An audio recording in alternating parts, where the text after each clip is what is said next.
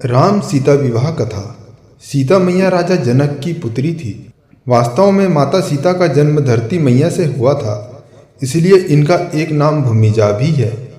सीता मैया का जीवन साधारण नहीं था।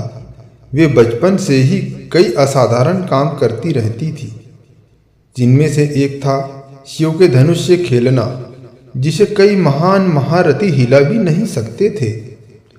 यह शिव धनुष पृथ्वी के संरक्षण के लिए भगवान विश्वकर्मा ने बनाया था, जिसे भगवान शिव ने भगवान परशुराम को दिया। परशुराम जी ने इस धनुष से कई बार पृथ्वी की रक्षा की और बाद में इसे राजा जनक के पूर्वज देवराज के संरक्षण में रख दिया। यह दिव्य धनुष इतना ज्यादा भारी था कि इसे बड़े बड़े शक्तिशाली राजा हिला भी नहीं सकते थे, लेकिन नन्ही सीता इसे आसानी से उठा लिया करती थी।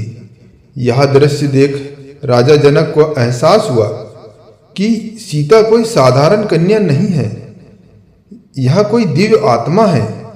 इसलिए उन्होंने बाल्यकाल में ही निश्चय कर लिया कि वे सीता का विवाह किसी साधारण मनुष्य से नहीं करेंगे, लेकिन वे सीता के लिए दिव्य पुरुष को कैसे खोजे, यह सवाल उन्हें अक्सर सताता था।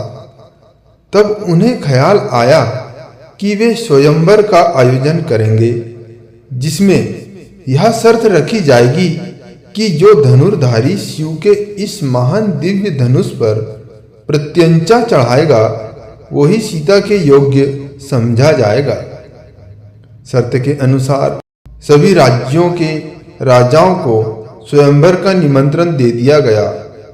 यह निमंत्रण अयोध्या भी जाता है, लेकिन अयोध्या के राजकुमार राम गुरु वशिष्ठ के साथ वन में रहते हैं और वहीं से एक सभा दर्शक के तौर पर स्वयंवर का हिस्सा बनते हैं। प्रतियोगिता शुरू होती है। कई बड़े बड़े राजा उठकर आते हैं, लेकिन शिव के उस दिव्य धनुष को हिला भी नहीं पाते।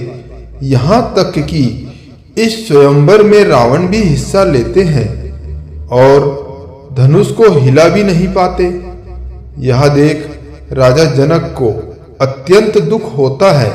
वे कहते हैं कि क्या इस सभा में मेरी पुत्री सीता के योग्य एक भी पुरुष नहीं है? क्या मेरी सीता कुंवारी ही रह जाएगी? क्योंकि इस सभा में एक भी व्यक्ति उसके लायक नहीं। जिस धनुष को वो खेल खेल में उठा लेती थी, उसे आज इस सभा में कोई हिला भी नहीं पाया। प्रत्यंचा तो बहुत दूर की बात है। जनक के द्वारा कहे शब्द लक्ष्मण को अपमान के बोल लगते हैं और लक्ष्मण को बहुत क्रोध आता है। वे अपने भैया राम को प्रतियोगिता में हिस्सा लेने का आग्रह करता है, लेकिन राम न कह देते हैं कि हम सभी यहाँ केवल दर्शक मात्र हैं। राजा जनक के ऐसे करुण वचन सुनकर गुरु वशिष्ठ राम से स्वयंवर में हिस्सा लेने का आदेश देते हैं। गुरु की आज्ञा पाकर श्री राम अपने स्थान से उठकर दिव्य धनुष के पास जाते हैं। सभी की निगाहें राम पर ही टिकी जाती हैं। उनका गठीला शरीर, मस्तक का तेज सभी को आकर्षित करता है।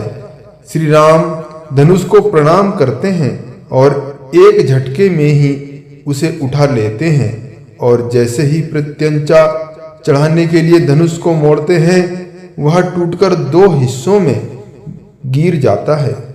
इस प्रकार शर्त पूरी होती है और सभी तरफ से फूलों की वर्षा होने लगी।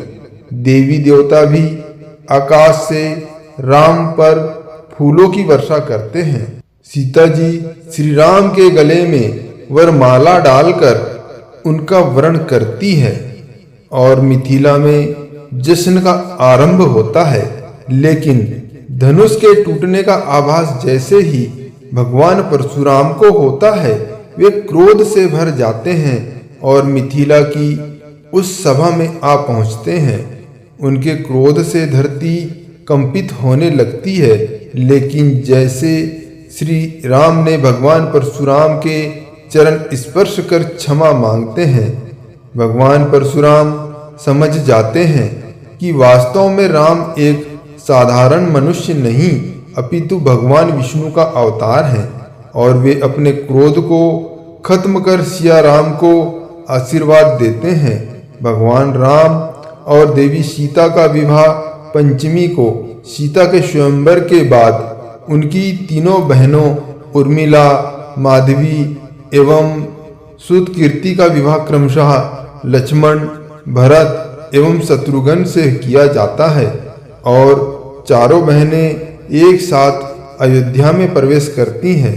दोस्तों, हमारे द्वारा दी गई जानकारी अच्छी लगी हो तो हमारे इस चैनल को लाइक, सब्सक्राइब जरूर कीजिए और ये कथा आपको कैसी लगी अपनी राय कमेंट में जरूर देना।